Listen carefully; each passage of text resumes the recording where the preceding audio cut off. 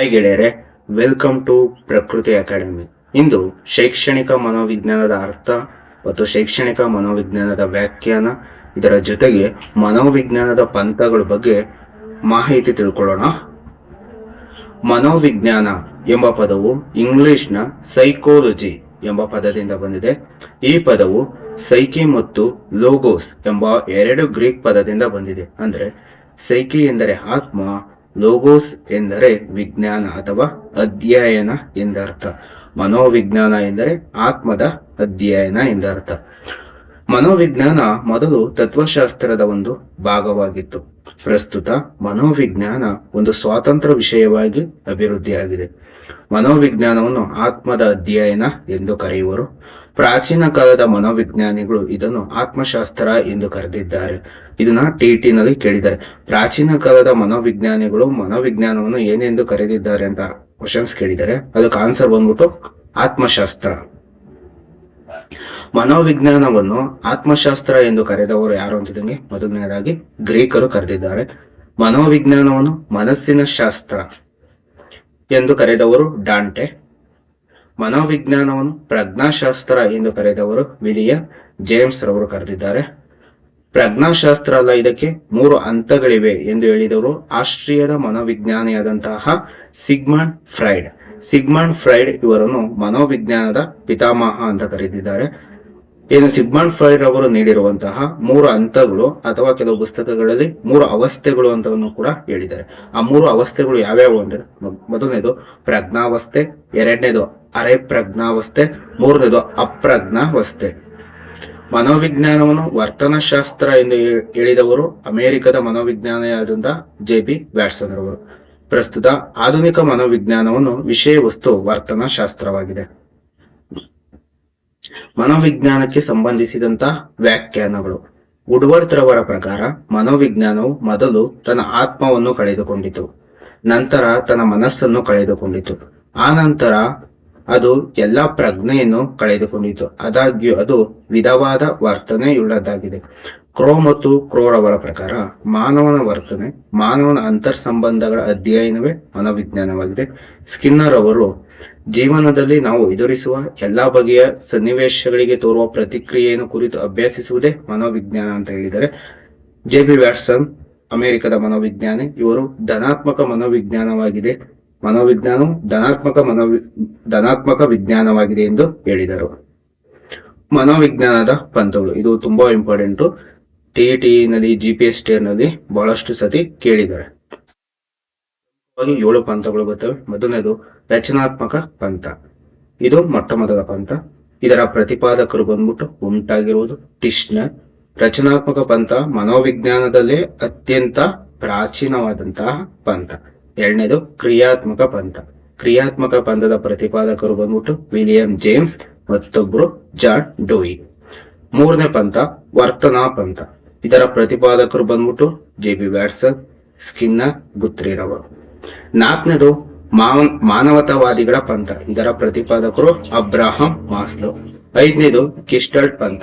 ಇದರ ಪ್ರತಿಪಾದಕರು ಬಂದು ಮ್ಯಾಕ್ಸ್ ವರ್ದಿಮರ್ ಅವರು. ಆರನೇದು ವಿಶ್ಲೇಷಣಾತ್ಮಕ ಪಂಥ. ಇದರ ಪ್ರತಿಪಾದಕರು ಬಂದ್ಬಿಟ್ಟು ಕಾರ್ಲ್ ಯಂಗ್ ರವರು. ಏಳನೇದು ಮನೋವಿಶ್ಲೇಷಣಾತ್ಮಕ ಪಂಥ. ಇದರ ಪ್ರತಿಪಾದಕರು ಬಂದ್ಬಿಟ್ಟು ಸಿಗ್ಮಂಡ್ ಫ್ರೈಡ್. 2024ರ ಟಿ ಪ್ರಶ್ನೆ ಪತ್ರಿಕೆಯಲ್ಲಿ ಮನೋವಿಶ್ಲೇಷಣಾತ್ಮಕ ಪಂಥದ ಪ್ರತಿಪಾದಕರು ಯಾರು ಅಂತ ಪ್ರಶ್ನೆ ಬಂದಿದ್ದಕ್ಕೆ ಆನ್ಸರ್ ಸಿಗ್ಮಂಡ್ ಫ್ರೈಡ್ ಅವರು. ಮತ್ತೊಮ್ಮೆ ಹೇಳ್ತಾ ಇದ್ದೀನಿ, ಇವರು ಮನೋವಿಜ್ಞಾನದ ಪಿತಾಮಹ ಅಂತ ಕರೀತಾರೆ. ಇದನ್ನ ಸ್ಟೇಟ್ಮೆಂಟ್ ವೈಸ್ ಕ್ವಶನ್ಸ್ ಆದ್ರೂ ಕೇಳಬಹುದು, ಇಲ್ಲಾಂದ್ರೆ ಹೊಂದಿಸಿ ಬರೆಯಿರಿ ರೂಪದಲ್ಲಿ ಕೂಡ ಪ್ರಶ್ನೆಗಳಿದು. ಮನೋವಿಜ್ಞಾನದ ಪಂಥಕ್ಕೆ ಸಂಬಂಧಪಟ್ಟಂತೆ ಬರುವುದು ತುಂಬಾ ಇಂಪಾರ್ಟೆಂಟ್. ಇದು ಸಿದ್ಧಾಂತಕ್ಕೆ ಶೈಕ್ಷಣಿಕ ಮನೋವಿಜ್ಞಾನದ ಕೊಡುಗೆಗಳು ಏನೇನು ಅಂತ ನೋಡ್ತಾ ಹೋದ್ರೆ, ಬೆಳವಣಿಗೆ ಮತ್ತು ವಿಕಾಸದ ಲಕ್ಷಣಗಳನ್ನು ಅರ್ಥ ಮಾಡಿಕೊಳ್ಳಲು, ಜೊತೆಗೆ ಒಂದು ಮಗು ಯಾವ ರೀತಿ ಬೆಳವಣಿಗೆ ಮತ್ತು ವಿಕಾಸದ ಲಕ್ಷಣಗಳನ್ನು ಅರ್ಥ ಮಾಡಿಕೊಂಡು ತರಗತಿಯ ಶಿಕ್ಷಕ ವಿದ್ಯಾರ್ಥಿಗಳ ಭೌತಿಕ ಮಟ್ಟಕ್ಕೆ ಅನುಗುಣವಾಗಿ ಮತ್ತು ಅವರ ಕಲಿಕೆಗೆ ಅನುಗುಣವಾಗಿ ಬೋಧನೆ ಮಾಡಬೇಕು ಅಂದ್ರೆ ಶೈಕ್ಷಣಿಕ ಮನೋವಿಜ್ಞಾನದ ಜ್ಞಾನ ಪ್ರತಿಯೊಬ್ಬ ಶಿಕ್ಷಕನಿಗೆ ಬೇಕಾಗಿರುತ್ತೆ. ತರಗತಿಯ ಕಲಿಕಾ ಸ್ವರೂಪವನ್ನು ಅರ್ಥ ಮಾಡಿಕೊಡು. ಅದು ಯೋಜನಾ ವಿಧಾನ ಬಳಸ್ಕೊಂಡ್ ಮಾಡ್ತೀರಾ, ಚಟುವಟಿಕೆ ವಿಧಾನ ಮಾಡ್ತೀರಾ, 5Bಗಳು ಬಳಸ್ಕೊಂಡ್ ಮಾಡ್ತೀರಾ, ಯಾವ ರೀತಿ ತರಗತಿಯಲ್ಲಿ ಬೋಧನೆ ಮಾಡಬೇಕು ಅನ್ನೋದು ಕೂಡ ಶೈಕ್ಷಣಿಕ ಮನೋವಿಜ್ಞಾನದಿಂದ ಜ್ಞಾನ ಪಡೆಯುವುದು. ವೈಯಕ್ತಿಕ ಭಿನ್ನತೆಗಳನ್ನು ಅರ್ಥ ಮಾಡಿಕೊಳ್ಳಲು. ಪ್ರಪಂಚದ ಯಾವುದೇ ಇಬ್ಬರು ವ್ಯಕ್ತಿಗಳನ್ನು ನಾವು ತಗೊಂಡಂತ ಸಂದರ್ಭದಲ್ಲಿ ಆ ಇಬ್ಬರು ವ್ಯಕ್ತಿಗಳು ಒಂದೇ ರೀತಿಯಲ್ಲಿ ಇರಕ್ ಸಾಧ್ಯ ಇಲ್ಲ. ಹಲವಾರು ವಿಭಿನ್ನತೆಗಳನ್ನು ಕಾಣ್ತಾ ಹೋಗ್ತೀವಿ. ಅದೇ ರೀತಿ ತರಗತಿಯಲ್ಲಿರುವಂತಹ 30-40 ಜನ ವಿದ್ಯಾರ್ಥಿಗಳು ಕೂಡ ಒಂದೇ ರೀತಿ ಇರಕ್ ಸಾಧ್ಯ ಇಲ್ಲ. ಅದರಿಂದ ವೈಯಕ್ತಿಕ ಭಿನ್ನತೆಗಳನ್ನು ಅರ್ಥ ಮಾಡಿಕೊಂಡು ಸಮರ್ಪಕವಾಗಿ ಮತ್ತು ದಕ್ಷ ರೂಪದಲ್ಲಿ ಪಾಠ ಬೋಧನೆಯನ್ನು ಮಾಡಬೇಕು ಅಂದ್ರೆ ಶೈಕ್ಷಣಿಕ ಮನೋವಿಜ್ಞಾನದ ಜ್ಞಾನ ಶಿಕ್ಷಕರಿಗೆ ಬೇಕಾಗಿರುತ್ತೆ. ವಿಶಿಷ್ಟ ಮಕ್ಕಳ ಶಿಕ್ಷಣಕ್ಕೆ ಮಾರ್ಗದರ್ಶನ ನೀಡಲು ಅಂತಿದಂಗೆ ಇಲ್ಲಿ ಕಲಿಕಾ ನ್ಯೂನ್ಯತೆಯುಳ್ಳ ಮಕ್ಕಳು ಬರ್ತಾರೆ. ಆ ವಿಶಿಷ್ಟ ಮಕ್ಕಳು ಅಂತಿದಂಗೆ ಕೆಲವು ದೃಕ್ಶ್ರವಣ ಸಮಸ್ಯೆಗಳ ಮಕ್ಕಳು ಬರ್ತಾ ಇರ್ತಾರೆ. ಆಮೇಲೆ ಭಾಷಾ ನ್ಯೂನ್ಯತೆ ಇರುತ್ತೆ. ಈ ರೀತಿ ಹ್ಯಾಂಡಿಕ್ಯಾಪ್ ಮಕ್ಕಳುಗಳೆಲ್ಲ ಇದ್ದಂತ ಸಂದರ್ಭದಲ್ಲಿ ಅವರಿಗೆ ಕೂಡ ಮಾರ್ಗದರ್ಶನ ನೀಡಿ ಅವ್ರನ್ನು ಕೂಡ ಪಾಠ ಬೋಧನೆ ತೊಗೊಂಡು ವಿಶೇಷವಾದಂತಹ ಶಿಕ್ಷಣವನ್ನು ನೀಡಬೇಕಾಗಿರುತ್ತೆ. ಪರಿಣಾಮಕಾರಿ ಅಂದ್ರೆ ಬೋಧನಾ ವಿಧಾನಗಳನ್ನು ಅಳವಡಿಸ್ಕೊಬೇಕಾಗಿರುತ್ತೆ. TLMs ಬಳಸ್ಕೊಂಡು ಪಾಠ ಮಾಡೋರಂದ್ರು ಪರಿಣಾಮಕಾರಿಯಾಗಿ ಬೋಧನೆ ಮಾಡುವುದು. ವಿದ್ಯಾರ್ಥಿಗಳ ಸಮಸ್ಯೆಗಳನ್ನು ಅರ್ಥ ಮಾಡಿಕೊಳ್ಳುವುದು.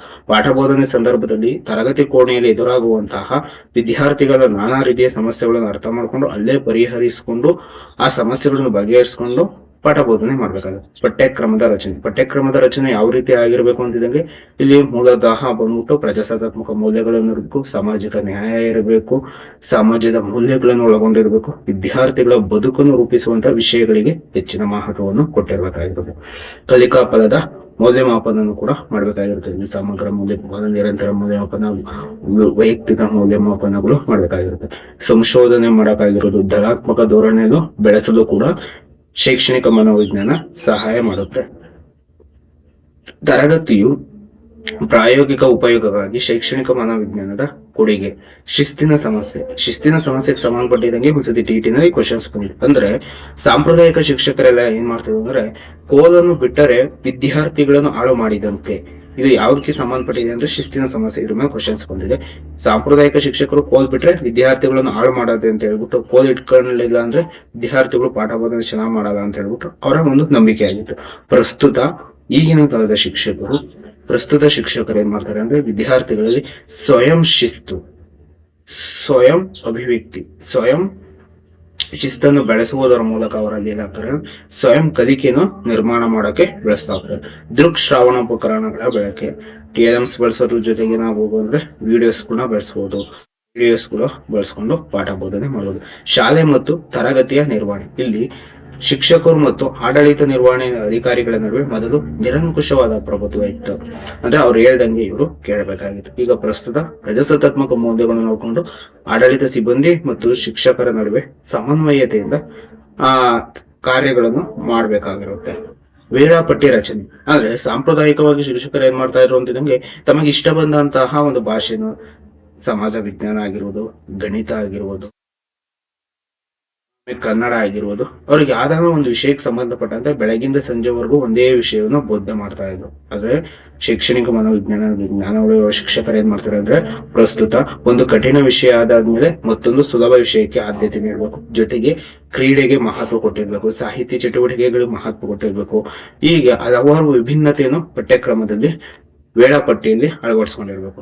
ಸಹಪಠ್ಯ ಚಟುವಟಿಕೆಗಳು ಅಂತಿದಂಗೆ ಕ್ರೀಡೆ ಆಗಿರ್ಬೋದು, ಮನರಂಜನೆ ಆಗಿರ್ಬೋದು, ಹಲವಾರು ಅಂತಾರಾಷ್ಟ್ರೀಯ ಕ್ರೀಡೆ ಮಟ್ಟದಲ್ಲಿ ವಿದ್ಯಾರ್ಥಿಗಳನ್ನು ಭಾಗವಹಿಸಾಗಿರ್ಬೋದು, ಮನರಂಜನೆ ಕಾರ್ಯಕ್ರಮ ಕರ್ಕೊಂಡೋಗಿರಾಗಿರ್ಬೋದು, ಹೀಗೆ ಸಾಹಿತ್ಯ, ನಾಟಕ ಮುಂತಾದವುಗಳು ಕೂಡ ಸಹಪಠ್ಯ ಚಟುವಟಿಕೆಗಳಲ್ಲಿ ವಿದ್ಯಾರ್ಥಿಗಳಿಗೆ ತೊಡಗಿಸ್ಕೊಂಡಿರೋ ರೀತಿಯಲ್ಲಿ ಇರಬೇಕು. ಶೈಕ್ಷಣಿಕ ಅನ್ವೇಷಣೆಗಳ ಬಳಕೆ ಆಗಿರ್ಬೋದು, ಪಠ್ಯಪುಸ್ತಕ ರಚನೆ ಉತ್ತಮವಾಗಿ ಯಾವ ರೀತಿ ಇರಬೇಕು ಅನ್ನೋದು ಶೈಕ್ಷಣಿಕ ಮನೋವಿಜ್ಞಾನದಲ್ಲಿ ತಿಳಿಸ್ಕೊಂಡಿರ್ತದೆ.